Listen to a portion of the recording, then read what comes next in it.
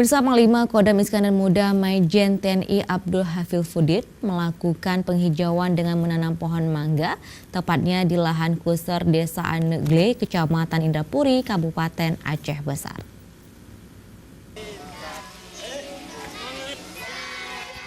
Penanaman pohon mangga tersebut dilakukan seusai Panglima Kodam Iskandar Muda menutup upacara TMMD ke-101 Kodim 0101 BS.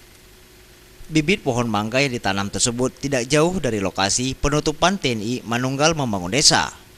Tak hanya Pangdam, penanaman pohon mangga tersebut juga dilakukan oleh Kasdam Iskandar Muda, Bupati Aceh Besar, Kepala Satuan Polisi Pamong Praja, para pejabat utama Kodam Iskandar Muda, dan sejumlah forum komunikasi pimpinan daerah Kabupaten Aceh Besar.